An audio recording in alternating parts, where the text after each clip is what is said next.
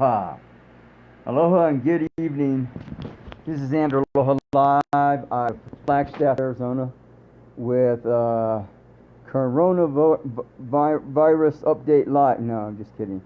With Andrew Aloha and Spiritual Remnants Productions updates live. So anyhow, wow, what a freaking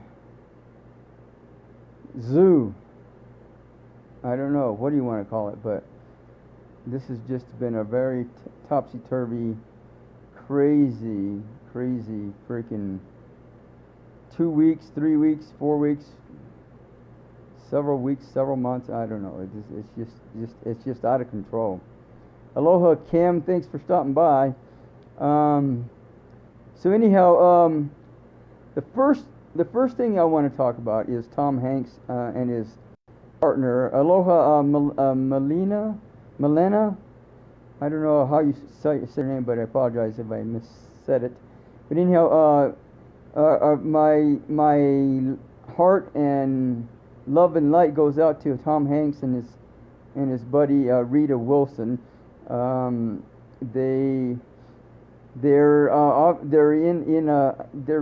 in quarantine right now. Apparently they tested positive for the coronavirus, and so I thought, well, maybe I should cover some of the stuff that's going on with the coronavirus. And a lot of people are saying that, yeah, one of the things, Aloha, Malena. Okay, but anyhow, there's Aloha, Luck. I'm going to call you Luck. I don't know how you say your name, but I like that name, Luck. Aloha, Luck. Thanks for stopping by. So and Aloha, Joseph. Thanks for stopping by. So some of the things I want to cover right now is the corona, and they're right. People are so worried about getting the virus. Well, I think it's better to just prepare yourself for the virus. Just prepare yourself for the whole kit and caboodle, the whole enchilada. Man, that makes you hungry, doesn't it? Okay, fine, whatever. So here's some information that might help y'all people out there get in tune with what's going on. First of all, the difference between the coronavirus and the flu symptoms are: the coronavirus, you experience fever, shortness of breath. There's a higher mortality rate than the flu with the coronavirus. The coronavirus is less common in children, which is good, and that's good to hear. And they're right. I don't know how many kids are out there. Apparently, most of the people that are dying from this stuff are older people that have diabetes. Isn't that convenient? Especially when so many people have diabetes. But that's besides the point. The Centers for Disease Control and Prevention and the U.S. Surgeon General say masks aren't necessary for healthy people. Bullshit. I don't care. I'm not gonna wait till I get the virus to wear a mask. That's such bullshit.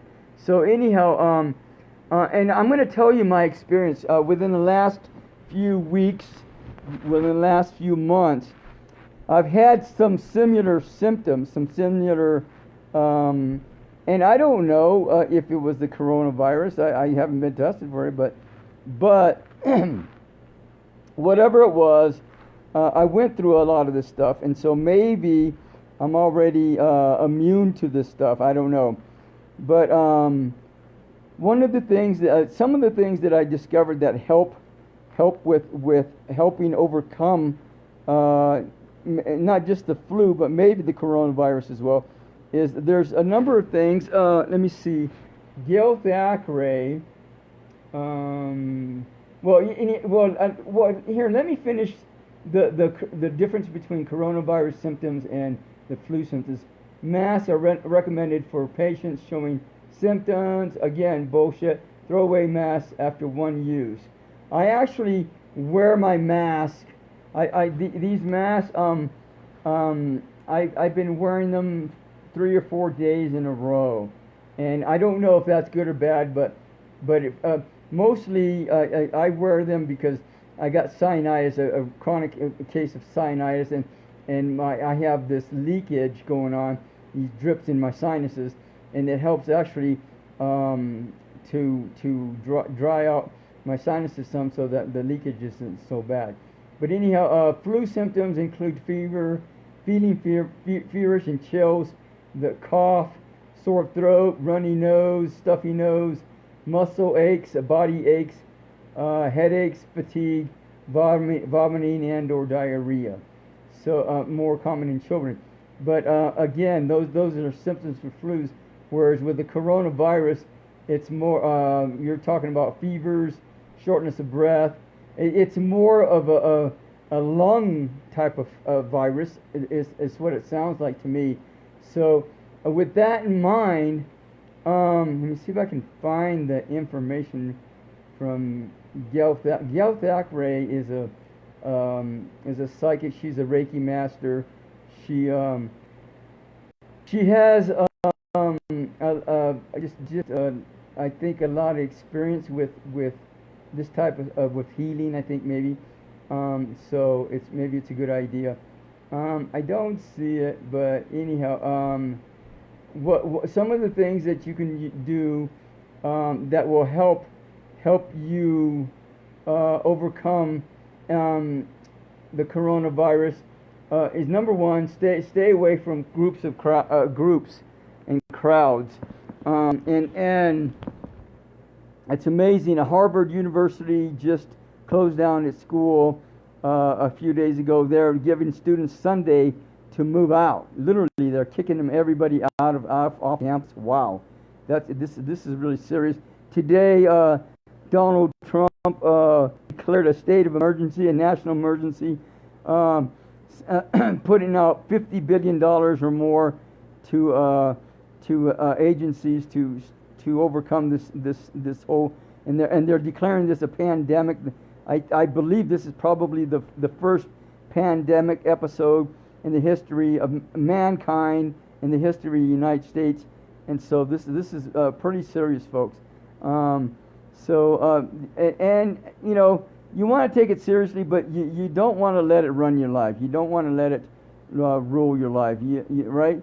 So you want to work with it and be prepared to deal with it on whatever level necessary, right? So it's like that. So anyhow, again, you want to stay away from crowds of 25 people or more. And right now, I've been planning on going to a hypnosis conference in St. Louis, Missouri. So I'm really fighting with figuring out whether I need to go or not. And my guidance says yes, but everything else is saying no. Wow. And again, if I already got this coronavirus, then I've already dealt with it and overcome it. And so if that's the case, then assumably I've been inoculated from it. So if I go over there and back, then I may not get it anymore. So I don't know. It's undetermined because this is there's so many factors to consider. So anyhow, some of the things that you can do that will help. A lot of people will have been self-quarantining themselves. That they've been around people that have been infected, or they actually got the virus itself, so they've been staying home. So again, if you haven't got this stuff yet and you're preparing for it, you're gonna want to aloha. I don't know who you guys are, but anyhow, you're gonna want to prepare for all this stuff going on. So you're gonna want to get at least 2 weeks worth of supplies. And a lot of people are going crazy. Who would know toilet paper would be so valuable, right? It's not. The job isn't done until the paperwork's done. Whatever. So anyhow, disinfectants. Now, one other thing they're saying is have at least a gallon of water per day available for every person in the house, in the apartment, or whatever, along with stuff for if you got babies and pets. You're going to want to have supplies for them for at least 2 weeks minimum. And right now, the way things are going, they're saying even a month might be better. And this may actually go on for months. But one little tidbit, I'm going to clue you guys on a little secret right now, a little tidbit. I believe a week from Monday coming up, Saturn is going into Aquarius. And actually, that's going to be my return. So that's going to be this is going to be an interesting year for me. And I already said this months ago, back in January when I did the Golden Age predictions. Right now, Neptune, the planet Neptune, is in Pisces, and it's peaking. It's peaking big time. And I believe that has a lot to do with this coronavirus. So if that's correct, this whole ordeal or something similar to it is going to go on for weeks, for months for it. Now, there was a prediction by Sylvia Brown. I don't know if you know who she is. She was a famous psychic. She passed away several years ago. I actually met her, I believe, in Sacramento at some expo. But she predicted, and somebody posted this from one of her books, that she predicted this coronavirus, period. So it's not something that's new. A lot of people are going crazy from it, but from what she said, and if I'm correct concerning Neptune being in Pisces, this whole episode is going to filter out soon enough. When Saturn goes into Aquarius in about a week from Monday, I believe there's going to be a shift, with a big shift with this whole thing. I don't know how it's going to be, what it's going to look like, but there's going to be a big shift. And I believe it's going to have to do with this coronavirus thing.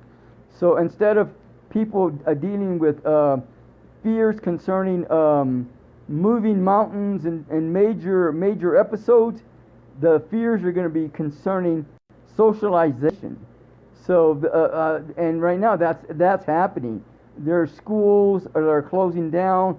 There are businesses closing down. All kinds of stuff is just closing down, and that's what the $50 billion, I believe, is for people to get extended employment, all kinds of stuff. And so it just, and like earlier I read where a woman just said, and she's right, don't panic. Whatever's going on in your life, take a deep breath, just relax, and this is gonna, no matter what anybody says or does, no matter if Donald Trump was in the hot seat for president of the United States, it doesn't matter. This whole ordeal was destined to happen, period, to mankind.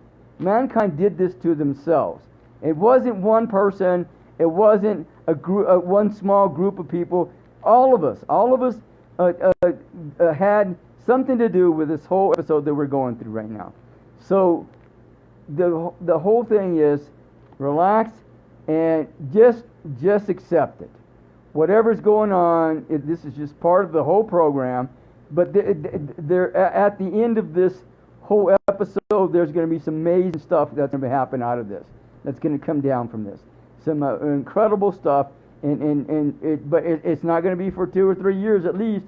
But this is preparing us and training us for whatever's getting ready to happen in 3 years from now. Literally 3 years from now. So whatever's going to happen, just in meantime, just take up responsibility for yourself with what's going on, and that's what's happening. Is people just need to take up responsibility for themselves and just really accept what's going on. So the sooner you accept that, the sooner you're going to be able to come up with solutions to a lot of the crap that's going on right now. Again, with this coronavirus, you're going to want to get water. They're saying get a gallon of water. Well, what might be better to do is go get some filters for your water system. Get a pitcher. They have pure. I just got some filters yesterday. In fact, I'm probably gonna go get some more just because of this. But they have some filters that you can filter water in pitcher, and also that you can put on your faucet. Get them both, whatever. So you'll have nice, clean, safe water that will you can drink. And I just talked to a guy, I don't know, a few days ago, 2 weeks ago, whatever. And I think he said he worked for the water system. He said, "Oh, don't worry about boiling it. Just take it from the faucet and put it in the filter." Bullshit. I don't care. A virus can go anywhere. So I'm taking not only filtering the water through some pitchers, but I'm also boiling the water to make sure that if there's any viruses in there, and you should see it. By the time, look at this. I should show it to you right now.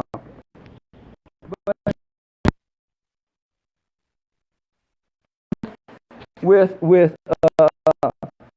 boiling it, I just boil some water today. Every day I boil about a gallon of water, and I let and look at this. See all that crap on the top? There's line there. I believe that those little things. I don't know if you can see that or not, but they're. I think it's toilet paper from water systems. I think it's toilet paper. And that's disgusting that you're drinking that. And these are the pictures.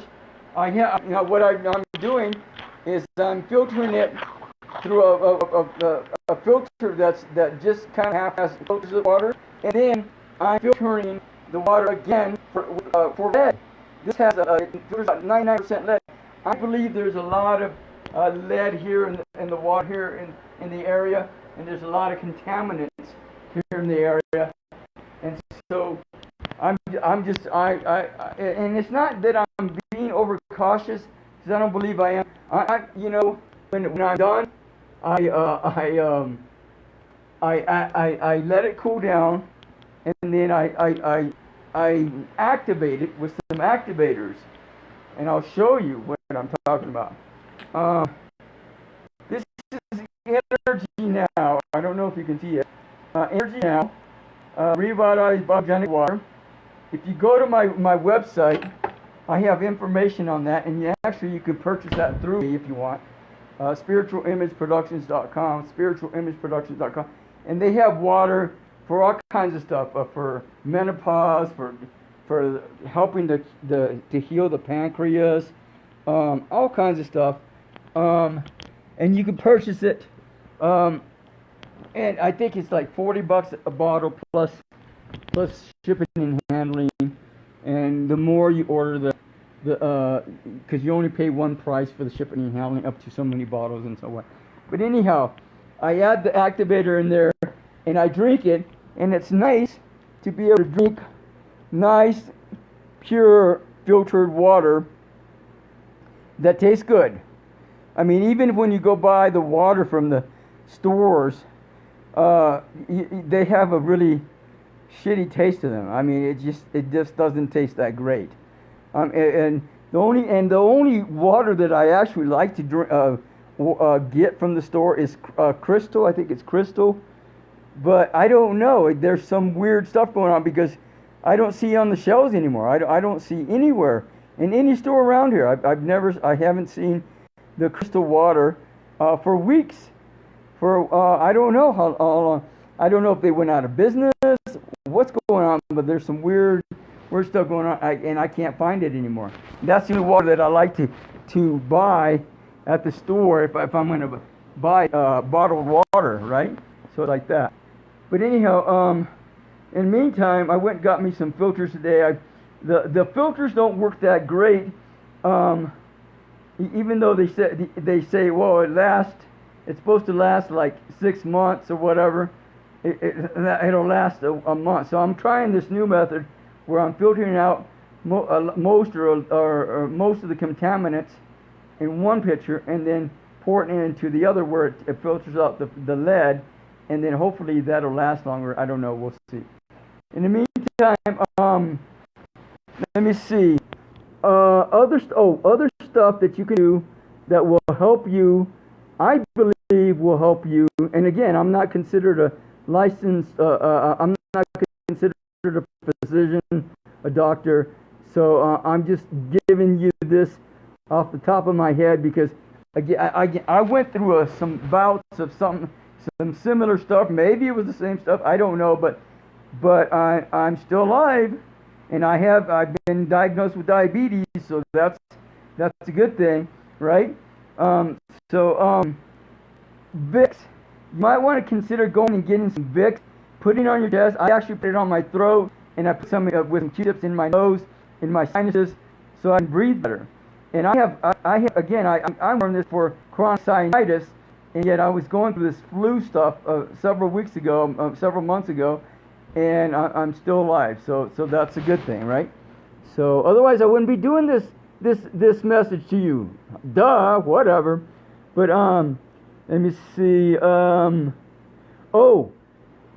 Other things that may help with this coronavirus, I believe will help with the coronavirus, are refraining from drinking milk, refraining from eating yogurt, and minimizing the sugars. And if you're going to eat any sugar at all, probably stevia would be the best, or even honey would be best. And then green tea. I think green tea might be helpful as well. I don't know to what level, but I think even drinking green tea. And another concoction you can drink, which I didn't do much of. Again, I was going through this flu bout several months ago, and I could feel it going into my chest. I can feel it going into my lungs. And another thing I did, this diffuser. I don't know. I got this at Walmart for like $25, and I put some essential oils in it. I put a mix of 1:1 ratio of eucalyptus, peppermint, lemon, and tea tree oil. The tea tree oil is very instrumental, very useful for drying out the lungs, so the pneumonia or whatever won't get into your lungs. And so I would recommend. I would just put that diffuser on, and I would just keep going 24/7, as much as 24/7 as I could. The only reason if it wasn't going off was because I was sleeping, right? So I would just keep it going. I get one of these Gatorade water things, and I just would put. I don't know. I didn't try to measure anything, that was accurate, or that was concrete. But I just put 1:1 ratio of drops in there. If 8 ounces is a cup, and this is 32 ounces, that's 4 cups of that are in here, right? So I get the water from that's filtered, which is distilled basically with activator in it. I fill this up, and then I put the drops in there. And if you put 5 to 10 drops per cup, then that's times 4, so that's 20 to 50 drops, or no, 5 to 10, no, 20 to 40 drops that you put in there of each, and then I just keep this thing going. I just pour a little bit in there. It goes for 1 or 2 hours, whatever. I don't know what. I just put some more, and I don't have to worry about mixing. I shake the Gatorade thing. I just shake it, and then pour some in there, right? And fill it up again, and it's off. It's up and going. And so anyhow, I did the diffuser for about 5 days, maybe 7 days. I don't know, but I think 5 days. And whatever it went away. So I didn't have to fight. I put the Vicks on my throat, on my chest, in my sinuses, and I would stay away and drank no milk, no yogurt, and just try and minimize the sugars again. And I think that seemed to work. Worked pretty good. So, and that was again months ago, and I'm still alive. Amazing. How'd that happen? Whoa, whatever. Or maybe I'm a ghost. No, I doubt it, but that's just as one. And now some of these people are saying that you should stock up on stuff, dry goods, stuff that you like to eat, stuff for the animals, stuff for the pets. Again, you want to have enough stuff for a month, probably a month, at least a good month. But again, I don't know how this is gonna fare. But family care products, toilet paper. The toilet paper is beyond me. I don't know why in the hell people think they gotta stock up. Like they buy the whole thing, the big packages. Like somebody said, they went to Safeway. Some woman that lives by herself, and she's a widow, buy 8 of those things or whatever. What was she crazy? She nuts? I mean, yeah, be reasonable. People, be conscious. Don't be an idiot and buy all the toilet paper just because you got the money because you can. What a bunch of shit, right? Some other things you might want to get: a whistle, a map, emergency blanket, copies of your health records and personal records, hand crank or battery powered radio. Maybe that way. Flashlight, batteries,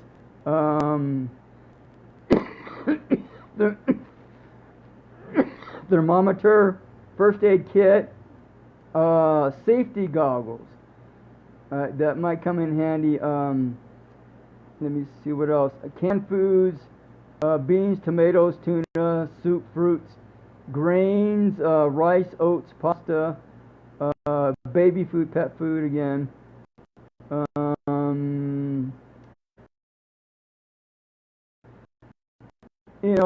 Evaluate what you like to eat and do. And I don't know if you have access to internet. You have I don't know, maybe you might want to get a subscription to Amazon Prime or whatever. But whatever it takes to keep you safe, healthy, secure, conscious, alive, and making funny jokes, but that's besides the point. That's what you want to do, folks. Just get with the program. Don't freak out. Just take a breath and just think about the things that are going to take to keep you alive for the next several weeks. It could be months, it could be weeks, but right now getting supplies to last at least a good month is a good idea. And again, you might want to stay away from crowds of 25 people or more. So it's just that real, people. Just be real with yourself. And I again, according to Sylvia Brown, this whole episode with coronavirus will be over soon enough. My guess is that it towards the end of April, maybe sometime in May, this whole thing will be blowing over in a major way. I think is a good phrase to use. I just don't know how. In a week from next Monday, when Saturn goes into Aquarius, we're going to know much better. There's going to be a shift, and you're going to see what I'm talking about. The people are going to be changing lifestyle. I don't know exactly everything. And my guidance is still telling me to go to St. Louis, Missouri. So I'm going to wait till Monday. I'm going to wait till next week and start making arrangements. If I feel right now, I still don't feel comfortable enough to start making arrangements. But next Monday, or maybe I should even wait till the following Monday when Saturn goes into Aquarius and start making arrangements then I'll know for sure much better. But until I feel comfortable with everything that's going on, then I'll start making arrangements and then we'll go from there. But anyhow, just be real. Be real with yourself. Be real with your community, your family, your friends, and don't try to bullshit yourself or bullshit somebody else into thinking that, oh no, you don't got the coronavirus. Oh no, I don't need to prepare for the corona. It doesn't matter if you got it or not. Just prepare yourself, and just again, be real with yourself. And it's better to be safe than sorry, right? Right? So it's like that. Again, Donald Trump declared a state of emergency today. I don't know what all that's going to mean, but it's going to be a really, really interesting way of life. And you know, it's funny because years ago when I was going to school at Northern Arizona University, across the street now, I graduated, and then afterwards I took a class called Curriculum Design for the Internet at NAU. I was living in the Grand Canyon at the time, working out in the Grand Canyon, and I took this class, and basically the whole idea was to design some kind of curriculum to do on the internet. So what I designed was a classroom, literally a classroom that you can pick and choose whatever classes you want, and then go to school online, right? And specifically, I designed it because I still believe. Well, I know it's going to happen soon enough. People are going to be living in space, and they're not just going to be going, "Oh, Mom, I'll see you later. I'm going to go to my Harvard law class. It's at 8 o'clock tonight," and they're on the space station, right? Well, they're not just going to fly down to Harvard and go to the class, right? So they're going to be going to school online. So that I specifically designed that for that purpose, and I even had a copy of that sent to me myself, registered mail, and I got those copies and I had them with them, and somewhere down the road, my vehicle got stolen, and all that went away, right? When the time I had this classroom on, I believe it was Zoom.com. Is it Zoom? I don't know. It was one of those websites where you can have a free website, right? And eventually that was sold out to MSN.com, and then it became MSNBC.com or something like that. Well, I don't know who these people are, but I'm almost 100% that they know about my classroom. They've seen it. They've recognized it. Of course, no one will ever give me credit for it. But when I was working in Sedona a few years later, there was an activity agent there downtown living.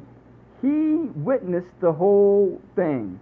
He was working in the communications department, and he seen the whole thing go down. He seen the conversion of this classroom, and and the teacher that was teaching that class literally was the one that stole my classroom.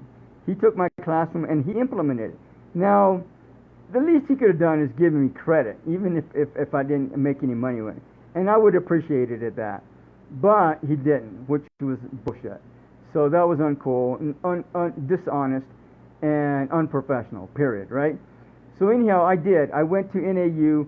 I went to his classroom. I got on one of his computers, and I did. I seen the exact same classroom that I designed right there on his computer in his classroom.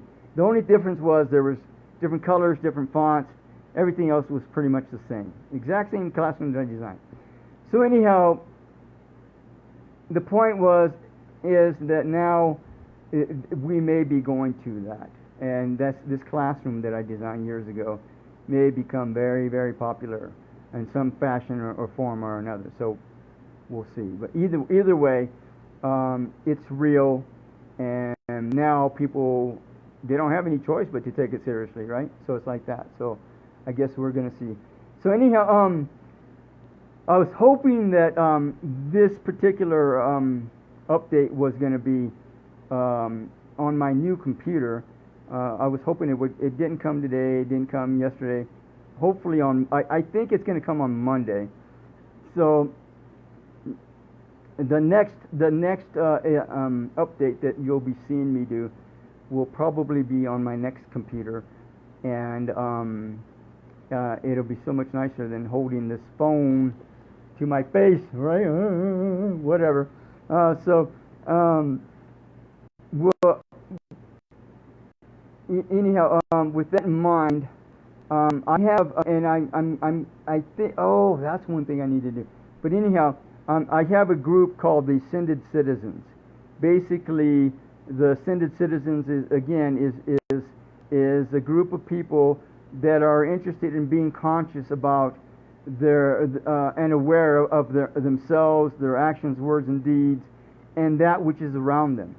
So there's a whole guideline and practices that you can follow on my website, spiritualimageproductions.com. There's a book there, PDF format, that you can read on the top left-hand corner, 98 Ascension Journey, that you can read and give you some insight in terms of what it takes and what to be an ascended citizen, and what to expect in general of what will happen when you become a full-fledged ascended citizen. But that's besides the point.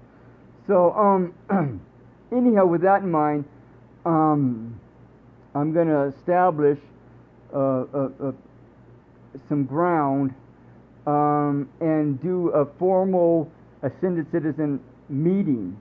I think Zoom meeting, and I don't know if I'm going to do it from here or maybe St. Louis. Again, I'm just mulling over everything. There's so much happening, and it's not incredibly confusing, but it's confusing enough.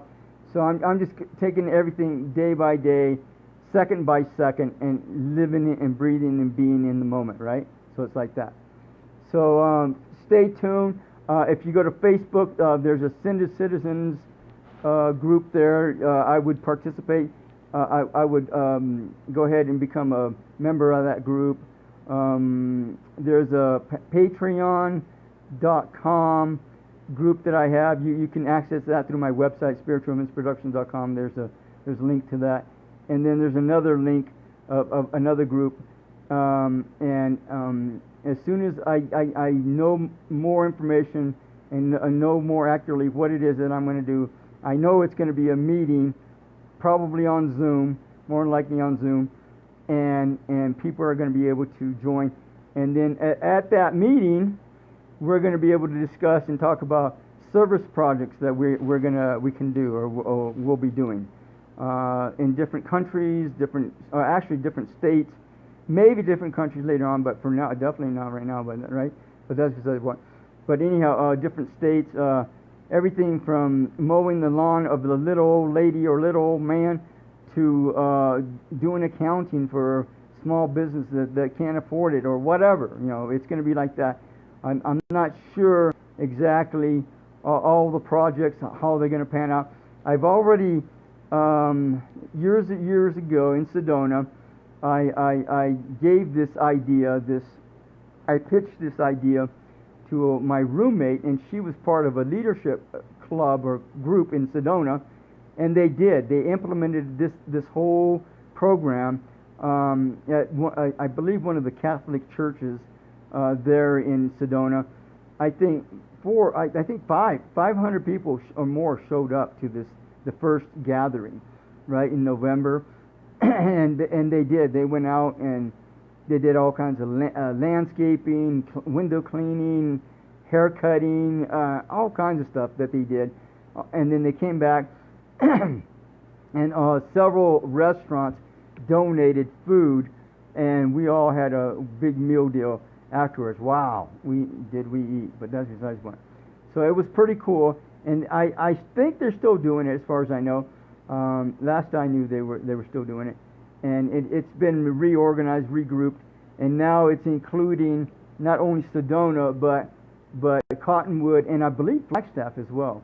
I'm not, maybe Prescott, I don't think so, but Prescott, Flagstaff, Sedona, Cottonwood, and Flagstaff, and they get groups and they send all these people out to go on do all these projects, and then I don't know what happens. I haven't attended that particular event for several years, so I don't know where they're at with it. But anyhow, that's kind of the idea of what I'm looking to do. Picking major groups, maybe even going to some expos, some conferences, and doing that there, a meeting there at these events, and then going out into the community and doing service projects, and then coming back and regrouping and then whatever. So I don't. I just kind of got the vision, but I don't know the details. So you guys are where you're supposed to help me out with the details. Duh. Why didn't I think of that? Well, okay, fine. So anyhow, it's like that. In the meantime, just take care of yourself, right? If anything else, put out some prayers, healing, love, light, Reiki, whatever, to all these people, to the U.S., to the planet, to all human beings, and just take a few minutes. It doesn't hurt, and I guarantee you, the more people that do it, the sooner we're going to be able to overcome this whole bullshit scene of coronavirus. So again, Tom Hanks and his friend or his partner, or buddy, or whatever, Rita Wilson, blessings and healing, light, and love to you, and that you'll be getting through this as well. So now I'm going to go into the movie review. Wow, I've watched a lot of movies in a short period of time. It seemed like the first movie, Spenser, and these are all 2 thumbs up movies. A lot of these movies I either watched from Redbox, I went to Redbox and got them, or on Netflix. I've been watching a lot of movies on Netflix, and so, or they're just out of my own library, right? So it's like that. So the first movie I want to talk about, I believe I got this on maybe Netflix, I don't know, but anyhow, Spenser Confidential, time out. Here, let me get rid of this so I can make this easier for me to follow along. So, Spenser Confidential, Mark Wahlberg, Winston Duke, Alan Arkin, Isla Schlesinger, Michael Gaston. Came out this year. Actually, it's a pretty new movie. I think I got that on Netflix. But anyhow, Mark Wahlberg is a cop, right? This is one of those cop movies, and I typically don't even like to watch cop movies anymore because there's just a lot of violence and just spinning your wheels and a bunch of bullshit. I'm a hero, and I'm going to be a hero by going in and stealing from some thug or whatever. So it's like that. But anyhow, this Mark Wahlberg. There's some kind of syndicate or something in his police force, and in his police department there's a bunch of thugs that are screwing people over, and so he finds out the police chief is involved. So he goes and beats up at the beginning. He goes up and beats up the police chief, right? So of course he's going to go to jail. He goes to prison, and he gets out in 5 years, and then they give him a go. The jailbirds there, the prisoners. Felons there, they give him a going away present, try to beat him up, right? So he beats them all up, and then he goes out into the real world, and he goes. I think he goes into some kind of halfway house or something like that. He has this guy that's assumably an artist or something like that, and he's training to be a boxer. So anyhow, Mark Wahlberg decides to figure out what this whole I don't know what you want to call it, this whole these cops, these dirty cops are screwing people over. So he goes and uncovers it all, and eventually and when he gets out, the police chief gets killed, and some other guy gets killed, and so he goes and investigates this, and even though he's not licensed or whatever to do this, so he does it on his own, and they live happily ever after. So it's kind of like that. And it's just, there's just some funny stuff in there, and I mean there's a lot of action. There's a lot of violence. Well, there's a fair share of violence in there, but it's just funny and just interesting to watch. Bombshell. I just watched that like 2 or 3 days ago with Charlize. It just came out last year. Charlize Theron, Nicole Kidman, Margot Robbie, John Lithgow, Allison Janney, Connie Britton. This is kind of a precursor to the Me Too movement. This is all going on, and these women, these television announcer women, they I can't remember who I believe this is based on a true story. It's true. I can't. I don't remember if I've seen where it said that or not, but I think it was. I'm pretty sure it was. So these women, they get harassed, and John Lithgow, the character that he plays, is the main jerk off that really he has the women before he hires them. they have to talk to him, and he interviews them, and he makes them turn around and do a little twirl, check out their legs, check out their ass, and whatever else, and he goes overboard on with some of them. I think Margot Robbie, whoever her character was, said that she actually had sex with him, and I don't know if Nicole Kidman her character did or not. I don't believe that Charlize Theron's character did, but I'm not sure. But anyhow, they were all berated, belittled, and made to feel like shit as women, just so they can do their job. They can get a job, right? So anyhow, in the end, the John Lithgow's character gets busted, and then I think the Me Too movement happened right after that. I don't remember, but if not shortly thereafter, it was probably within months, within a few years, if even that. But anyhow, they were pretty heroic. I think it's a good word to use. They were pretty heroic in mustering up the balls to face this guy who was a big powerhouse, along with O'Reilly. Was it John O'Reilly? I can't remember his right. O'Reilly was the pals with this John Lithgow's character, and at first I didn't realize why he was given the boot, and when you watch this movie, you'll know why. Apparently he was connected with this guy, and he got the boot too as well. But that's beside the point. So a very intense movie, I think, maybe depending on what scope, from what end of the rope you're watching it from, but pretty interesting movie. It was kind of like a documentary, a dramatized documentary. But anyhow, another one, dramatized, Dark Waters. I don't know if again, that came out last year. Mark Ruffalo, Anne Hathaway, Tim Robbins, Bill Pullman. Mark Ruffalo is a lawyer, and he works for a major law firm out in the East Coast. I can't remember where, but anyhow, I think it was Ohio.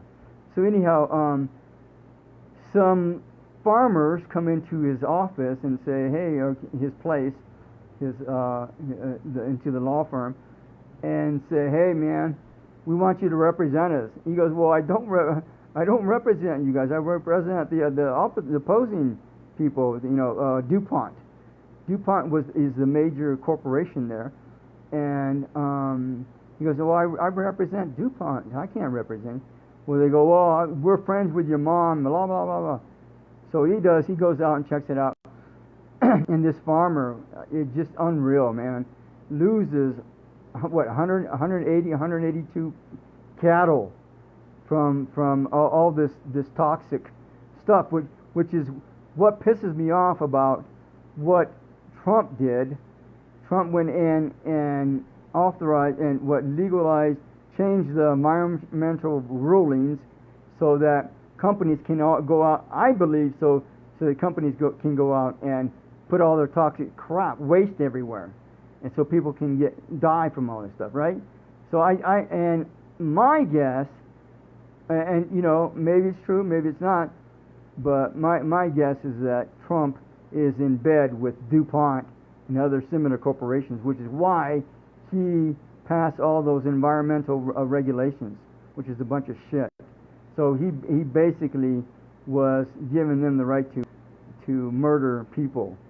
So that's not cool at all. So anyhow, this movie really gives you good insight into all the bullshit that's going on with DuPont and these farmers, and eventually these farmers they got a settlement from DuPont, several $1 million, and they moved.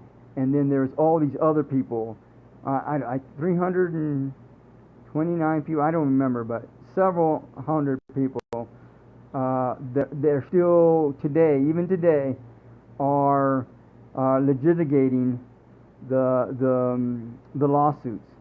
And so, and apparently DuPont is making billions, as far from what I remember, maybe millions, but I think billions, from all the Teflon. They created the Teflon, and now apparently the Teflon, if you cook with that and eat that, it will contaminate your body and basically poison your body.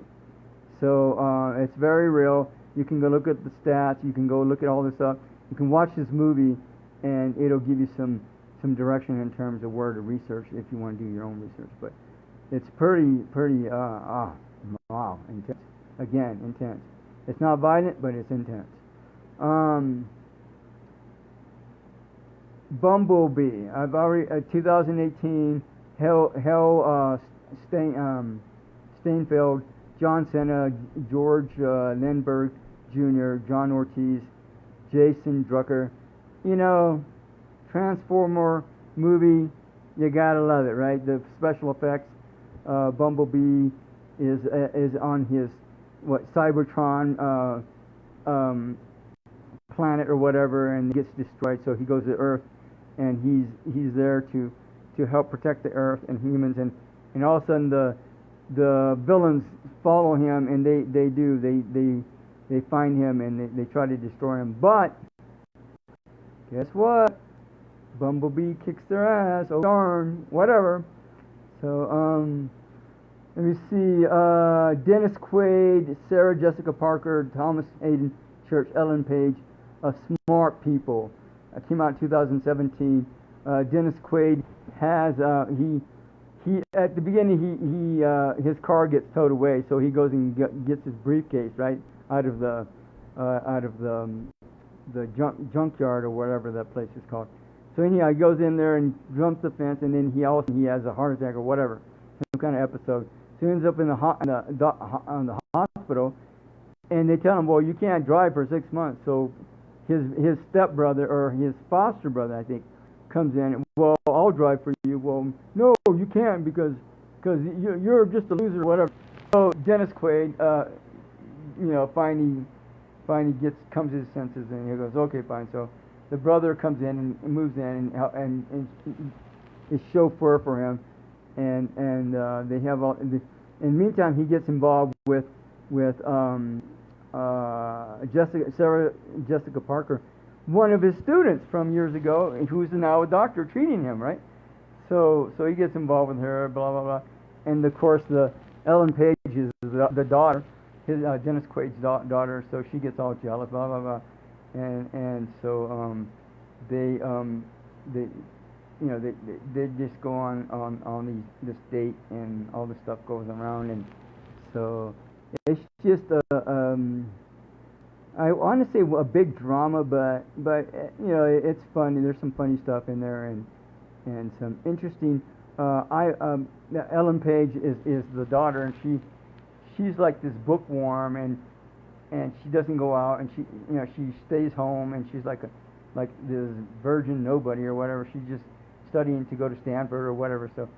So because of her daughter, her dad, Dennis Quaid, is a professor at this university down the street. So she can't let him down. So she studies and studies and studies and never gets drunk, never goes out and party. So the brother, the foster brother, goes in and takes her out, and anyhow, she shows a side of herself she's never shown anybody before. So that's funny. 2017, A Bad Mom's Christmas. If you haven't watched that movie, then you need to watch it for Christmas. There you go. Thank you very much. And I don't even like to use the word need. So Mila Kunis, Kristen Bell, Catherine Hahn, Cheryl Hines, Christine Baranski, Susan Sarandon, Jay Hernandez, Justin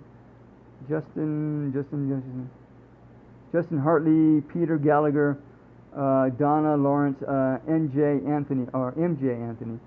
So anyhow, wow! If you want a good laugh, watch that movie like yesterday, right?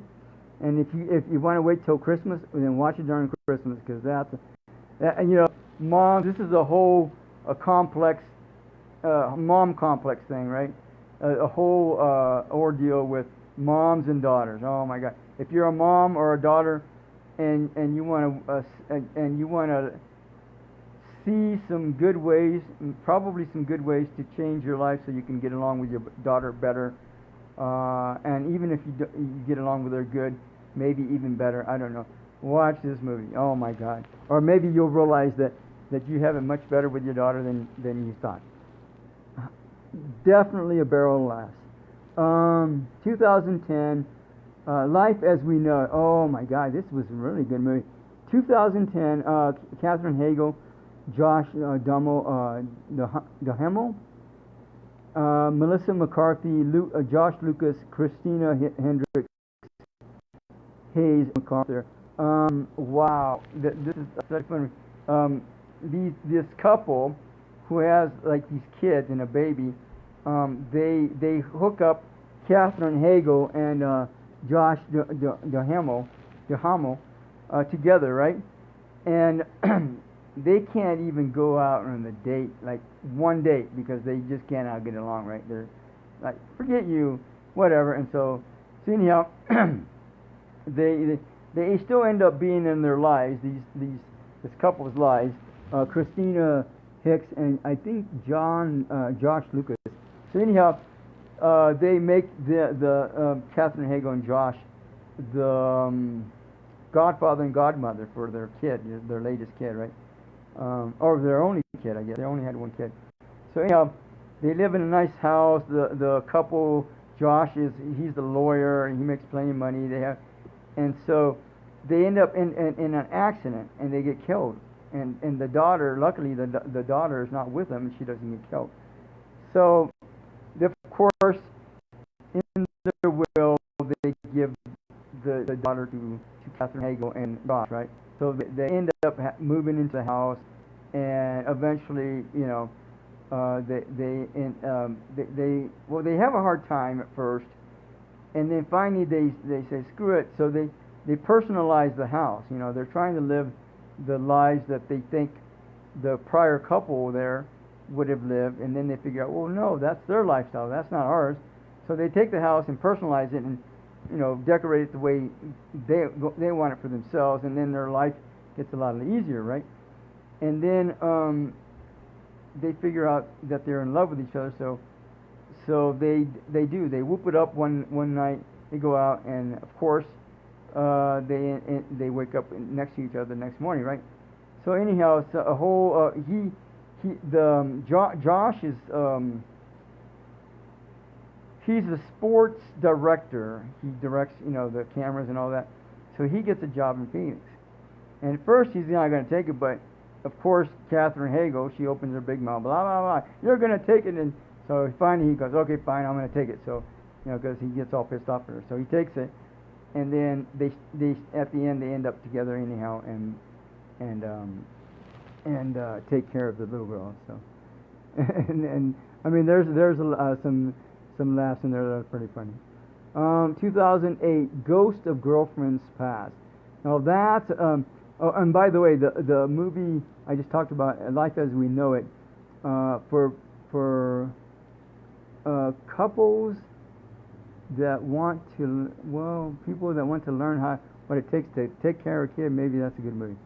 Ghost of Girlfriends Past, Matthew McConaughey, Jennifer Garner, Michael Douglas, Emma Stone, Emily Foxler, Brecken Mayer, Lacey Chabert, Robert Forster, and Ann Archer. Oh my God, what a funny, Matthew McConaughey and Jennifer Garner, the characters, they grow up together. They're babies, right? They're like, I don't know, 10 years old, 8 years old, whatever, and they hook up with each other. They're playmates, and they grow up together. So it would be the natural thing for them to get together and involve with each other, and so they go to the high school prom or something, and somebody, she wants to dance with him, he wants to dance with her, but he doesn't ask her. He's an idiot, right? So some other jock asks her, and she goes out and dances with this jock, and kisses him. You slut, whatever. But anyhow, so he gets all, his ego gets all bent out of shape. It gets busted, and so his uncle, who's Michael Douglas, goes out and shows him a good time, takes him some bar, and he learns how to become Mr. Gigolo from his uncle, right? So eventually he becomes a photographer, famous photographer, blah blah blah, and him and Jennifer Garner keep connecting with each other here and there, here and there, here and there. Finally, one of their friends, his brother, what's his name? Matthew McConaughey's little brother is getting married, so they go to the not only the wedding but all the ceremonies and stuff. So anyhow, it's like that movie, the Christmas, the Grouch, what's his name, that has three ghosts visiting him. Well, it's like that he gets three ghosts that visit him. First of all, the uncle, Michael Douglas, who's dead, comes and visits him right in the bathroom, and he goes, "No, you're dead," blah blah blah. So he's freaking out. He goes, "Well, you're going to have three ghosts that are going to visit you." So he has three ghosts, one from the past, one from the present, and one from the future.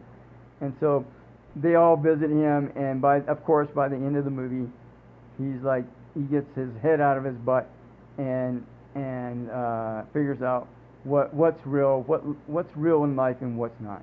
So him and Jennifer Garner of course get together, blah blah blah.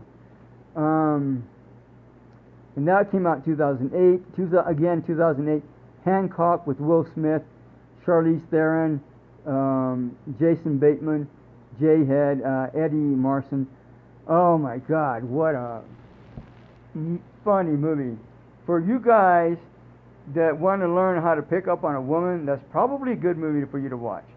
Of what not to do and what to do. How to do it and do it the right way without being an idiot and without being insulting to whoever it is that you want to go out with or whatever. So anyhow, there's some good tips in there, I think, on how to relate to a woman. And oh man, it's just, there's a barrel of laughs, right? Another barrel of laughs. And Will Smith is like this consultant, like a single for men consultant, and he teaches men how to get their woman back, their ex back, or pick up on a woman or whatever. And he's like private. He only caters to the really rich people or whatever, and he teaches these guys how to deal with women in a good, healthy way, right? So anyhow, he ends up with his own woman, right?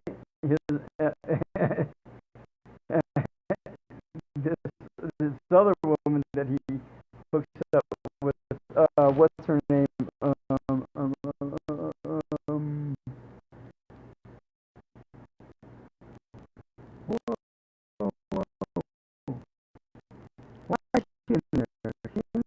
No.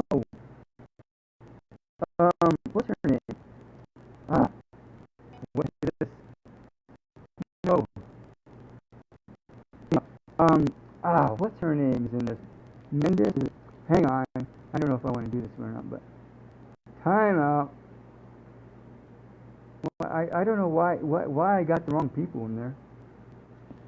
Alright, hang on. I have to deal with this whole internet connectability thing.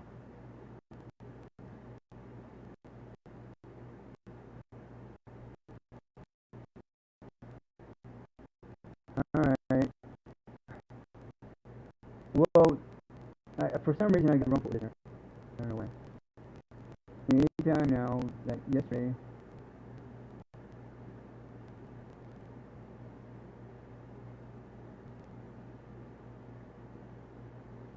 Why is this taking so long? Time out. Ah, what are you doing?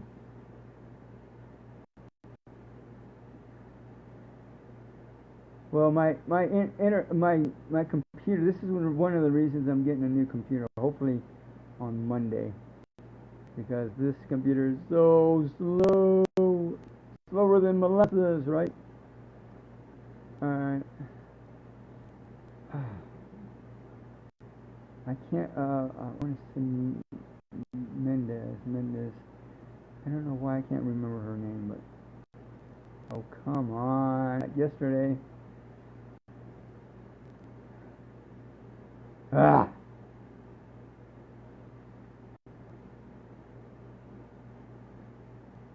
Anyhow, this is going to take a couple of minutes.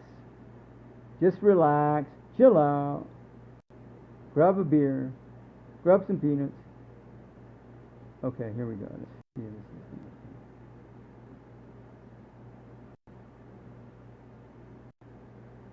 order takeout. Why not?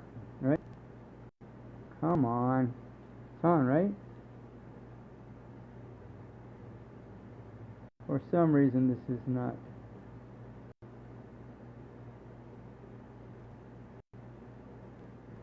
Like yesterday. Okay, fine, whatever. Bite me, kiss my butt. Here. Let me see if this is. Let me check one other thing. For some reason it's not connecting. No, everything seems to be fine there.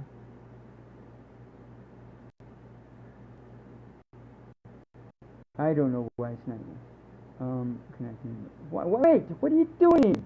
You idiot! It's connecting to the wrong network to begin with. Jackass. Alright, okay, we're in business.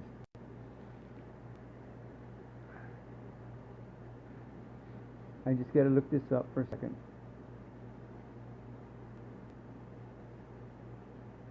Anyhow, this other leading lady is in the movie, and he hooks up with her, and man, his world gets turned around, right? For whatever reason, she makes him all giddy, right? Again, came out 2008. Well, Charlize Theron is in this. I don't even remember her in this. Jason Bateman. Oh, well, no wonder I'm talking about the wrong movie. All right, my apologies. Just kidding. Hancock. I guess I don't remember what movie, but anyhow, Will Smith is this superhero. Somehow he becomes he has all these powers, right? And he grows up and he's Mr. Hero and saves all these people. And finally he just gets tired of it. People are just he feels like they're not appreciative and they don't give a crap and they don't give a shit, and so he just becomes an alcoholic, right? He's out on the streets and everybody doesn't like him, and the public just says bah boo, right? They don't like him because he's just such a loser kind of guy. So finally he ends up meeting Charlize Theron, her character, and she's just like he is. Her name is Mary, right? So she's just like he is, and he's called Hancock because they find him.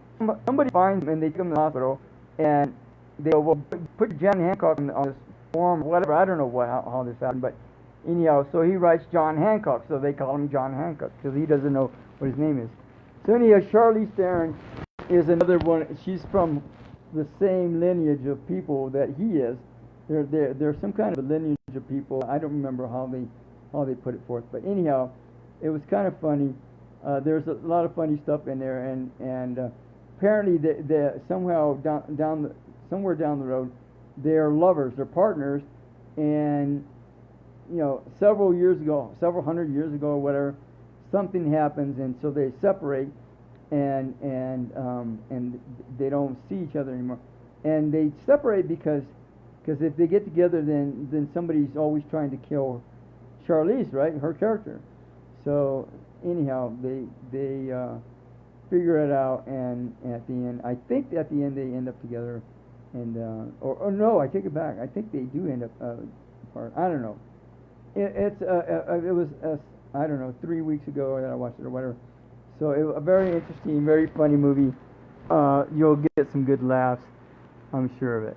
So if you like the Marvel Studio movies, then that's definitely a movie you'll want to watch. Code. Now all of these movies are 1.5 thumbs up movies, right? Code 8, very interesting movie. Came out last year.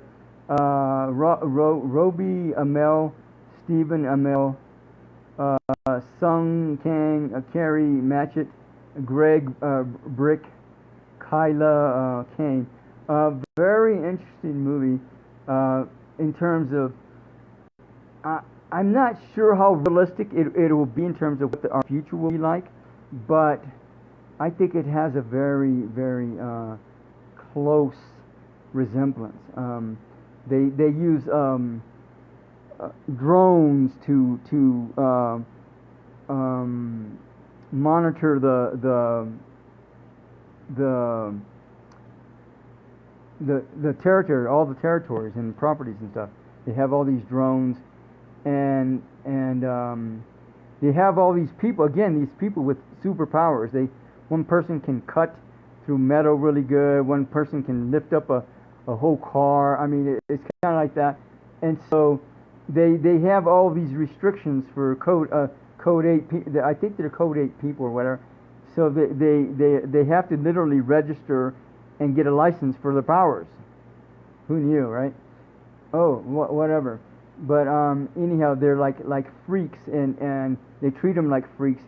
And so anyhow, this guy, I think Roby Amell, his mom and his mom's character, or the mom of his character, is dying of cancer or something like that. Now, this is a movie that, for those of you that don't appreciate healers, okay, I'm just saying, you should watch this movie. I definitely watch this movie because you'll have a new understanding probably, and learn how to appreciate healers. There's a lot of healers on this planet, including myself, but I believe in people healing themselves. I just help them out, or sometimes show them how to do it for themselves, whatever. But he hooks up with this one woman who's a healer, and he wants her to heal her mom, and at the very end he gets her to do it, but the healer takes on the disease of whoever he's healing, right? And so she's like dying, and she's healing her mom, his mom, and finally he says stop, and so she ends up living. The healer ends up living, and her mom ends up dying, and so very interesting, futuristic movie. It's intense. There's whoever wrote it needed to do a better job with that, but there's a lot of interesting stuff in it. Holly Slept Over. Oh my God, what a thing! Came out last year. John Lawson, Natalie Emmanuel, Britt Lower, Aaron Hayes, Ron Livingston. For those of you, okay, I'm going to say this nicely, right? I'm going to say this in a nice way. For those of you that are interested in the polyamorous lifestyle, where you have, a lifestyle where you have several partners instead of just one, a monogamous partnership. Now, the old age of Pisces that we're coming out of, probably in 2025, will be completely in the age of Aquarius. The old age of Pisces has to do with monogamy, the color blue, and the number 6, and devotion. Well, the new age of Aquarius has to do with group effort, magic, ceremony, order, the color purple, the number 7, polyamory. So, right? So it's like that. I believe that the future relationships are going to be polyamorous, and mostly because you'll travel to one space station and then you'll be there for several years, and then you'll go to the moon or Mars or whatever, and you're not just going to be able to have an ongoing relationship with a lover or partner or whatever, because that partner may get transferred to the moon or Mars for several years. Well, yeah, when am I going to do that? Do cyber sex, whatever. So it's not going to be that way. So you'll have one lover, one partner on the space station, one on Mars, one on the moon, one on Earth, whatever. So I believe it's going to be like that, but that's beside the point. But you all have a mutual understanding, and you'll all be very, very clear and transparent about these relationships. And so nobody's going to be surprised and say, hey, you didn't tell me you had a lover on Mars. Everybody's going to know about everybody, and you should all be able to get along, right? It's going to be like that. So anyhow, this Holly slept over. Josh Lawson, Natalie Emanuel are a couple, and Natalie has this affair with this. I believe it's Britt Lower. I don't remember her name. I think it was Erin Hayes, but anyhow, this woman Holly, her name is Holly in the movie.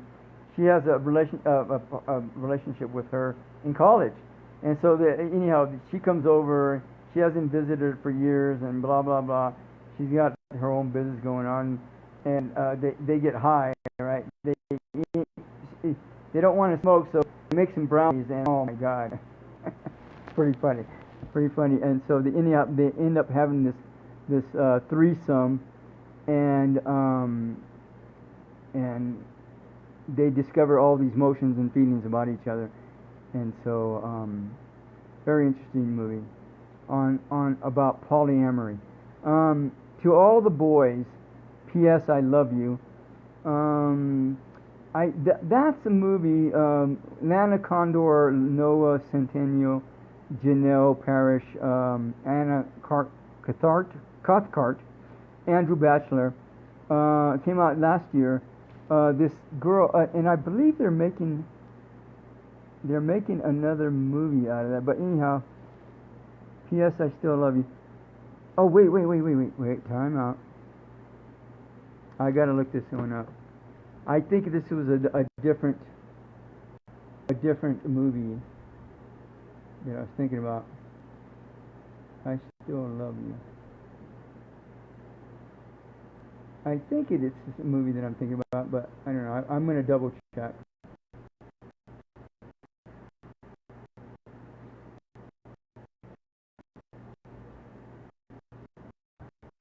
Yeah, it is. Now what? So anyhow, this girl, the high school girl, she falls in love with these guys, right? And like 5 guys, and then writes them a love letter, but never sends them, right? So then her little sister ends up sending out the cards anyhow, right? They're gonna throw all this stuff in the trash, and they're cleaning out her closet, because the older sister goes to college, right? So anyhow, the guys end up getting those letters, and they approach her, and she's, oh, how'd you get that card? Those cards, that card. I didn't send it to you, but well, I got it. And is this all true? Blah blah. So anyhow, Lana Condor and Noah Centineo go, well, why don't we just pretend to be boyfriend and girlfriend, so that way people won't freak out. Blah blah blah blah. So anyhow, at the very end, of course, they figure out that they really like each other and they end up with each other. So it's funny. Now this is a good movie for, I believe, for women, young women that want to go out on a date. They've never been on a date or whatever, or maybe they've only been on a few dates. So that the parents, you parents, this is a good movie for them to watch, to learn probably some really good healthy dating guidelines, so that they can be real with themselves and real with the world. Well, so it's like that. So I would recommend that for that type of group of people. So anyhow, 2019, Faith, Hope, and Love. Oh man, what? Peter Murgatroyd, Robert Krantz, and Natasha Burr, Aria Walters, Ed Asner. Oh, I remember now. I remember. Peter Murgatroyd is an influencer, right? A young influencer, and she gets in all these accidents, and finally she gets in one major accident. You screwed up, and the parents are all pissed off, right? So they send her to the grandpa's place in some remote island or something, and she can't have her cell phone, she can't have nothing. It has to be just her and the raw world, and that's it, right?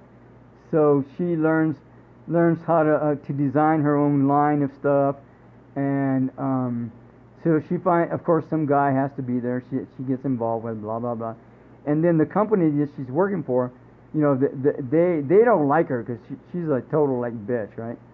So they're like, oh no. So somehow, but they liked the money that she was making them because she was really popular, right? So she was making them a lot of money, and so anyhow they end up going to the island and stealing her designs, and so she has to go, and her and the whole community she's involved with there at the island goes back and steals them back. So it's like that. So very interesting, funny movie, and cheesy. I think it was kind of cheesy in terms of direction, the screenwriting, but there was some interesting stuff to learn, some words of wisdom to learn, if anything else, right? Wait, is that right? I got to make sure this is right.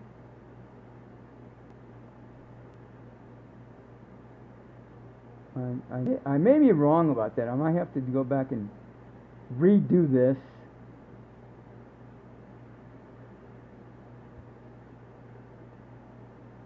Oh no, I'm wrong with that. I'm wrong about that. That's not the right movie. Sorry. All right, that was a different movie. In fact, there's because I was wondering, there's 2 or 3 movies that they're making. That's a teenager movie, but again, you know, it's a good movie for parents to watch with their kids or teenagers, to learn how to deal with social media and being real with it, and not being such a arrogant idiot that you're just pushy and obnoxious with people, right? So that's a good movie. The other movie I saw, but now I can't remember that movie. I think I did that. If you go to my last post, my last update, I think I either put it on that one movie, on that update, or the one before. But anyhow, this is Faith, Hope, and Love. I apologize to the producers, directors, actors, whatever. It came out last year. This is more like a Christian type of movie. And Pega Murgatroyd, I believe she in her real life she was a professional dancer. So anyhow, the daughter of Robert Krantz, who's a single guy. I believe the wife died or something. Something happened to the wife. But anyhow, his daughter Aria, is it Aria Walters? Oh, come on. Oh, Krantz. No, that's not her. Who is she? Anyhow, the daughter wants her the dad to hook up with somebody, and she goes into church and prays for them, right? And so anyhow, they're having this dance contest at this studio. So he ends up being the winner of the partner, basically, for Murgatroyd. And so anyhow, they hook up and they start dancing and they learn how to dance and they go through all this stuff. And of course, at the very end, they end up hooking up. Okay, fine, whatever. But one of the things that was significant is that when he took her out, he always prayed for the food right before they ate, right? So it's like that. Can you keep a secret? Alexandria Daddario and Tyler Hoechlin. And I think Alexandra Daddario was a producer in this movie, so that was kind of interesting. But anyhow, it's kind of a cheesy love story. The Alexandra and Tyler end up more or less meeting on the first class plane. They're flying from Chicago back to wherever it is they live at, and anyhow, they're having all this turbulence, and she's, and it's kind of cheesy because all of a sudden she starts telling him all her secrets, blah blah blah. Oh yeah, I hate this, blah blah blah. And, was almost a one thumb up movie, but there was some interesting and funny stuff in it that was kind of how would you say, wise to learn, I guess maybe. So anyhow, she goes back to work, and come to find out, Tyler is one of the co-owners or one of the founders of the company that she works for, and so of course they end up going out with each other, blah blah blah. So, and then he goes on TV, and he blurts out, they jump into bed with each other, and then also he goes on TV and blurts out all this sensitive stuff about her private stuff about her, and although he doesn't say her name, but everybody in the company knows that he's talking about her, so she's all embarrassed, blah blah blah. So she confronts him, and he ends up apologizing, blah blah blah blah. Pottersville came out 2017. Michael Shannon, Judy Greer, Ron Perlman, Christina Hendricks, Tom Lennon. That was kind of a freaky movie. Michael Shannon is involved with Christina Hendricks, right? That's his wife, and he's working, and he gives out free food to people because they can't afford it. So he just goes, oh well, here, I'll put it on your account, and he makes an account, and so people get free food and all that stuff. And when you look at the ledger, there's nothing on that ledger. He's not writing anything. He's just pretending, right? So anyhow, somehow, he goes home and he finds his wife with this other guy. They're part of a animal club. Freaks. Okay, fine, whatever. So she's just dressed up in a bunny outfit, and he's dressed up in a wolf outfit or something. And I don't know that they're actually having an affair, but they belong to this club, and they get together once a month or once a week or whatever, and dress as animals. They're freaks, right? So he goes out and dresses up as an animal, and everybody thinks he's a Bigfoot, right? So all of a sudden, that leads to all this whirlwind of people, media coming into town, and all of a sudden they start making all this money, and then at the very end they figure out that he's the one that's Bigfoot, right? So there's some funny stuff in it, cheesy stuff in it, but just interesting stuff. Be Somebody. Matthew Espinosa, Sarah Jeffrey, Caitlin Keats, Monica Garrett, 2016. Be Somebody. Why can't I remember that? Time out. I gotta look this up real quick.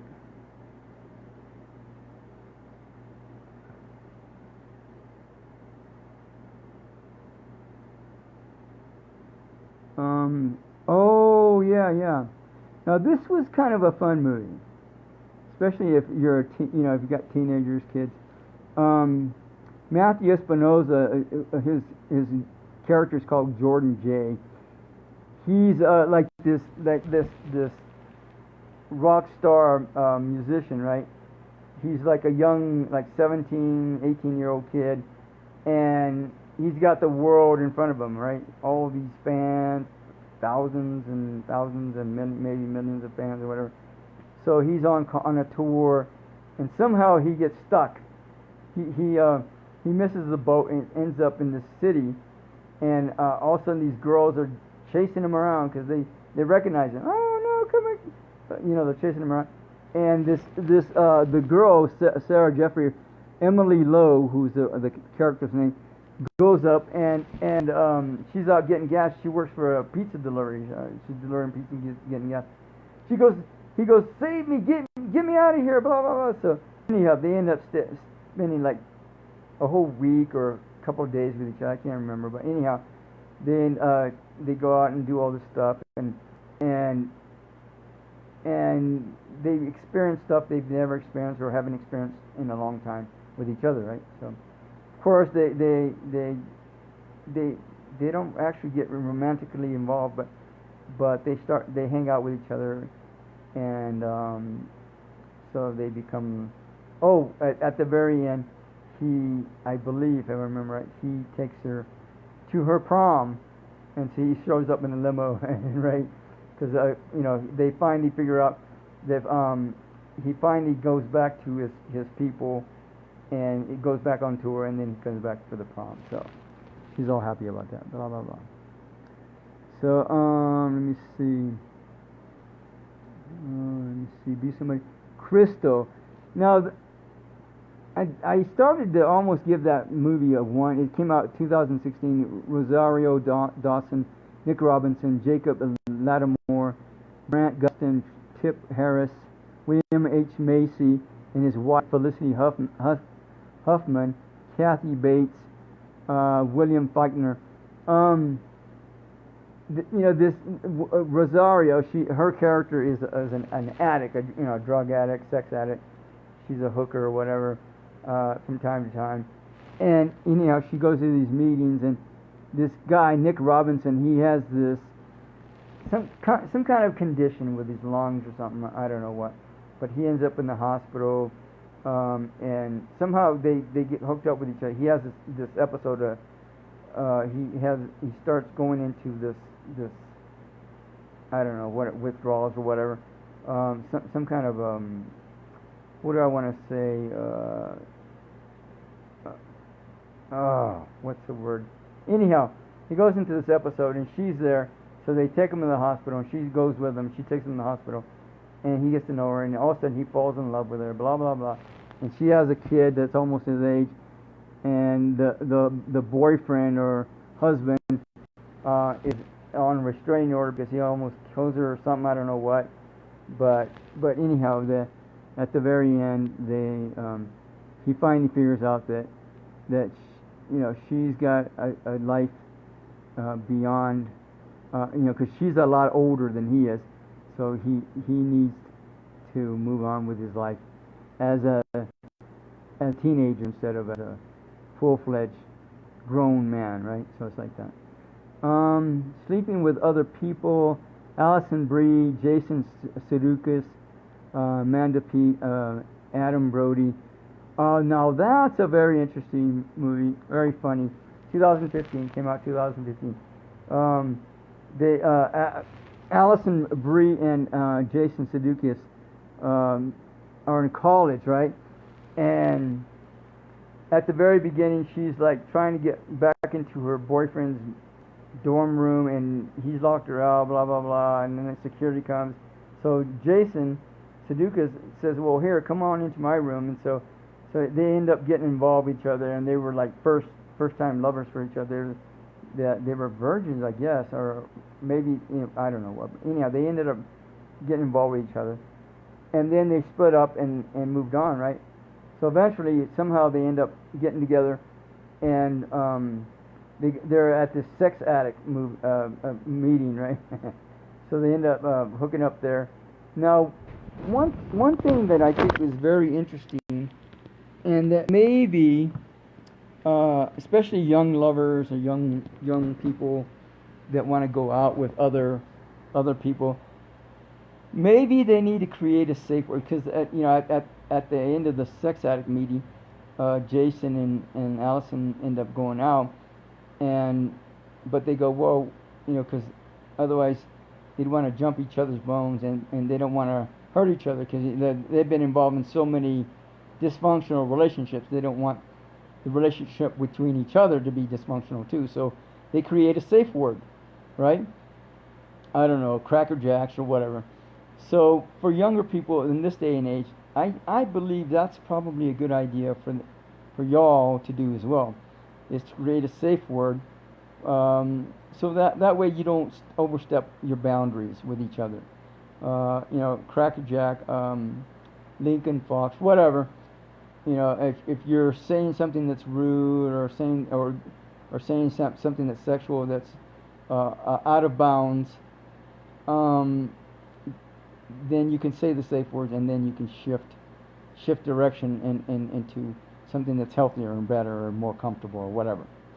So I think that was one of the biggest things that I got from that movie, that was very realistic and very useful for anybody, for any couple. So I think, or married couple, whether you're married or not, I think even married couples could use something like that.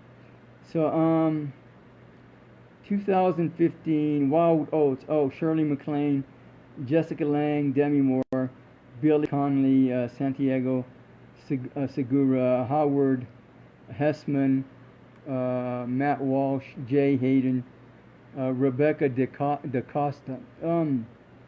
Very funny. Oh my God, that was a funny movie.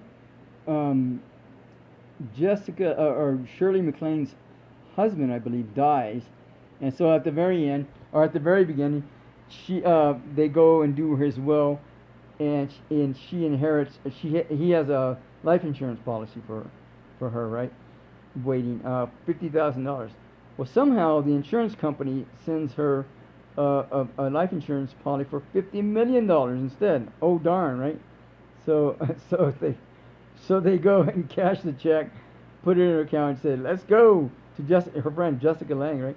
They take off and they go, I don't know, a Cabo or wherever. I don't remember where they went, but anyhow, they go off and whoop it up, and then the insurance company, they go, "Hey, this woman cashed a check that and it's not the right figure," so they go and chase her down, and in the meantime, they get involved. Jessica Lange and Shirley MacLaine get involved with these guys that are shysters, that they're hustling them, and so they do, and then the insurance agent goes and finds them on this island or wherever they're at, and they end up, and what's his Debbie Moore is Shirley MacLaine's daughter, so she goes with them, and they find these guys, and they go get his money back, and apparently these guys are like with a mob or something like that are hustling them, so they got to go into this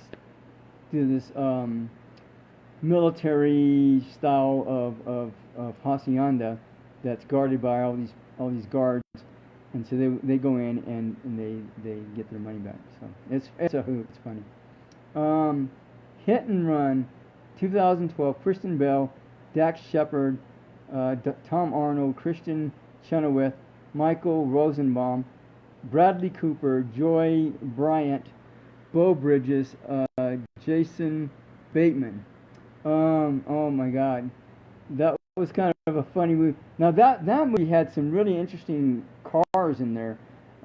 They had some hot rods in there.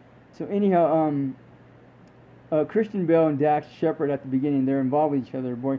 And Dax Shepard is in a witness protection program, and Tom Arnold is his guard or whatever, his I don't know, guardian or whatever. I don't know how they term it, but anyhow, the Christian Bale and Dax are involved with each other at the very beginning. She's a teacher, right? And somehow Christian Bale gets a job in Los Angeles, right? She's gonna get fired because I don't know, something's going on at the school, and the principal there goes, well, I got you a job in Los Angeles, so why don't you just go to Los Angeles? So anyhow, she goes, okay, fine. So Dax goes, well, I'll take you. So anyhow, they end up, the whole story about why he's in the witness protection program comes about and starts to unfold, right? And all of a sudden, they got all these guys that are involved in this whole scene with what these thugs and Bradley Cooper is one of the thugs, right? So they start fearing up that he's on his way to Los Angeles. So they find him, and oh my God, they start. Anyhow, the drama continues, right? So it's like that.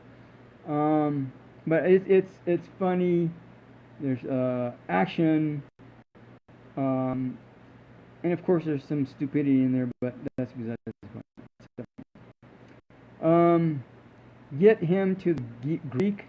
2010, Russell Brand, Rose Byrne, Jonah Hill, Elizabeth Moss, Aziz Ansari, Sean Diddy Combs. Jonah Hill is belongs to some kind of music company, right? They promote musicians and all this stuff, blah blah blah. So what's his name? I think Sean Combs. He's like the boss of the owner of this company, and he says, Jonah, you got to go be this guy's assistant. What's his name? Russell Brand's assistant, and you got to go to England and bring him back and take him to the concert and do this and do that, blah blah blah blah blah. And so, and he's involved with some girl. I can't remember. Jonah Hill is involved with some. I think it's Elizabeth Moss, and she's a doctor, right? She's in training. She's doing her internship or whatever, residency, and he goes, well, I'm taking off. I gotta go, blah blah. And she's kind of pissed off, and so anyhow, he goes into Russell Brand is a handful, right? He can't sit still. He has to party all the time, and they don't come back to the United States till the very last second, literally. They're like late for their they have some kind of media thing, some kind of show they got to do on today or something like that. So they're like half hour late or whatever. So they get there and they're all drunk. They're all like, their eyes are in the back of their head, blah blah blah. So anyhow, Jonah Hill just ends up finally getting pissed off at Russell Brand and quitting or something like that. So they end up, I don't know. I think he ends up being Russell Brand's manager at the very end, and they end up doing all this other stuff. So it's funny. Oh my God, obnoxious, and a hoot. But that's one. Dear John, 2010, Channing Tatum, Amanda Seyfried, Richard Jenkins, Henry Thomas, Scott Porter. At the very Channing Tatum is like this army guy or whatever in the military, and he's on leave for a couple of weeks, and so he ends up hooking up with Amanda, and they fall in love with each other, and he takes off, and it comes back, and they get involved with each other. They're in love with each other, and then some other guy, I think it's either Scott Porter or Henry Thomas. Anyhow, he has a kid, and he ends up hooking up with Amanda because Channing Tatum says, well, his character says, well, I'm going to go, and then I'll come back in a year, and then we'll live together, blah blah blah. Well, his group, his platoon says, no, we're going to re-enlist, and we're going to go on more, and blah blah blah blah. So and of course he doesn't have any choice, because of peer pressure. So he goes back into the military for another 2 years, whatever. So she just says, screw it, and she ends up getting involved with that other guy that has one kid, right? So they end up getting married, and apparently he has cancer or something. So anyhow, Channing Tatum comes back, and they hook up again, and they talk things out, and then he goes, well, I guess I just got to move on, blah blah blah. So anyhow, at the very end, the end is so cheesy. Oh, I just can't believe the end was so stupid. But anyhow, at the very end, he rides a bike to the parks on the sidewalk. She's in this restaurant, and you can see her in the window, and she comes out and gives him a hug, blah blah blah. And that is the end. Whatever. Now, the invention of lying. Oh my God, 2009. That was. No, that was funny. Ricky Gervais, Jennifer Garner, Jonah Hill, Rob Lowe, Tina Fey, Edward Norton, Jason Bateman. This is one of those utopia type of civilizations, right? Yeah, this Christian type of civilization or whatever. Nobody lies. Everybody tells the truth about it, and it's very transparent, and it's like no filters at all. Ricky, he goes to pick up Jennifer Garner for a date, and she opens the door. Oh, I just got done masturbating, but I haven't finished yet, so I got to go back up there. But you can wait inside while I finish masturbating, and then we'll go out. So it's like that. No filters at all. Just very transparent. So then he has to go to the bank. He's getting ready to he gets fired from his job or something, and he needs to come up with money for the rent. So he goes to the bank, and he goes, I want to withdraw $850, enough for the rent. And she goes, the banker goes, well, you only have $300, but I guess the system made a mistake, and I'll give you $850. So it's like that, right? Oh my God! It was almost painful to watch that movie because everybody was so transparent and so honest, right? So it was pretty funny.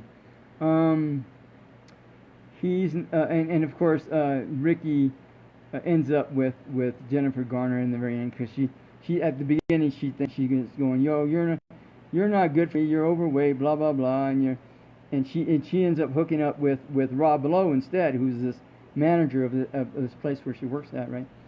And he's supposed to be Mr. Stud, and so somehow they end up together instead. So it's funny.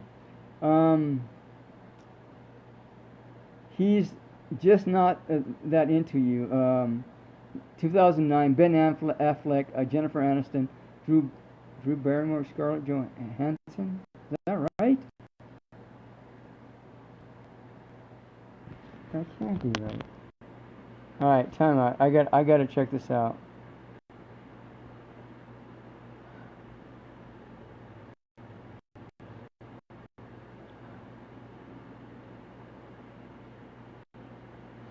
All right, let me see.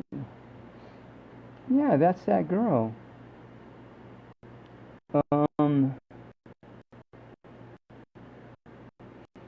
Who's that girl? Yeah.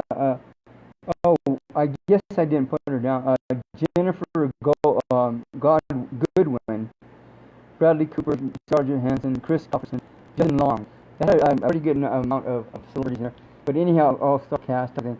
But yeah, Jennifer Goodwin, she's like this loser type of woman, right? She can't really hook up with guys because she just doesn't have that personality, right? That type of thing. So somehow she ends up at a bar where that Justin Long owns or runs, and so he starts giving her advice, right? Well, this guy is not into you, right? He you can tell by his posture, the way when he says this, blah blah blah, so he's kind of coaching her, and then finally at the very end, of course, they figure out that they're into each other, and so they get hooked up. So, Charlie's Angels, 2000, Charlie's Angels, 2003, Cameron Diaz, Drew Barrymore, Lucy Liu, Bernie Mac, Bill Murray, Demi Moore, Sam Rockwell, Shia LaBeouf, Matt LeBlanc, Luke Wilson, Tim Curry, Kelly Lynch, Again, Matt LeBlanc, and I'm just saying the actors in both movies rather than just one at a time. Um, Let me see: Luke Wilson, Melissa McCarthy, Tom Green, Crispin Glover, and again Luke Wilson. But that's another. Anyhow, in the first movie, 2000, they're some guys trying to sell this software that's going to control the world. Blah blah blah. And then in the second movie, I can't remember, but Bernie Mac, who's boss, gets involved, and they do all this action filled stuff. There's it's funny, and there's a lot action, and the violence isn't like violent like all this blood and all this gory stuff, but it's just funny. If you ever watch Charlie's Angels, the series, and you like those shows, then you like this one for sure too. Jerry McGuire with came out. Now this is an older movie, a much older movie. Tom Cruise, Renee Zellweger, Cuba Gooding Jr., Regina King, Bonnie Hunt, Jerry O'Connell, Kelly Preston, and let me see. Time out. Why? What's wrong with you? Jonathan Lipnicki and Ray Moore. Tom Cruise at the beginning, he's part of a company, and they manage athletes, right? So he just also after years of working for them, he loses his lackluster and writes this memo. He calls it a mission statement, but it's a memo, and puts it out to everybody about we need to spend more time with our athletes, and we need to be take better care of them, blah blah blah blah blah. So of course he gets fired because that's not what the company wants. The company wants to just make money, right?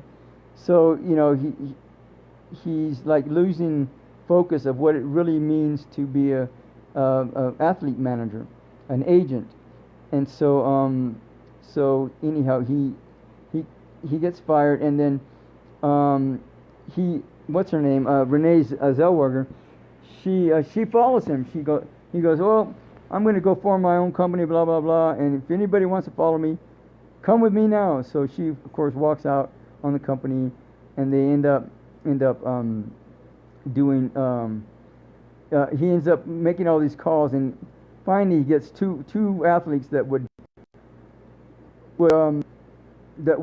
let him manage them. If they get $11 million, $10 million, and he gets 5% of that, that's like $500,000, right? And so that's not bad money. So anyhow, I think Jerry O'Connell is a football player, and he's like a big name. And he goes, yeah. The dad goes, yeah. We'll go ahead and sign and have you manage it. He goes, well, we're not gonna make any contracts, sign any contracts, but we're with you, Jerry. So of course they're full of shit, right? Yeah, anybody knows that if you're gonna manage, you're gonna be an agent. It needs to be in writing, right? So it's like that. So anyhow, of course, Jerry O'Connell's dad ends up taking him back to the original company, and they end up signing him, and he turns out to be a schmuck. In the meantime, what's his name? Cuba Gooding Jr. stays with them, right? He goes, yeah, we've always been family friends, Jerry, and I'm gonna stay with you. We're gonna stay with you. So anyhow, they end up going through all this stuff, this drama and whatever else, and Cuba ends up winning the Super Bowl, whatever, or they end up in the Super Bowl because of him, and so he ends up getting signed up, I think, with the Arizona Cardinals or something like that for $11 million or something like that. So they ended up making all this money. So So they win in the end, blah blah blah, and they have a kid. So it's fun. And then in the meantime, what's her name? Renee Zellweger ends up getting involved with Tom Cruise or Barry, and they end up living happily ever after. Okay, fine, whatever. Now the next movies, 2020, The Recall, R.J. Mitt. You know what? I'm not even gonna. I'm just gonna leave it. Yeah, with Wesley Snipes. Yeah, it's one of those UFO alien movies. Very cheesy. I don't even know if. Yeah, I did. I think I did watch that whole movie, but the other movies, Trauma Center with it came out last year with Nick Whalen and Bruce Willis.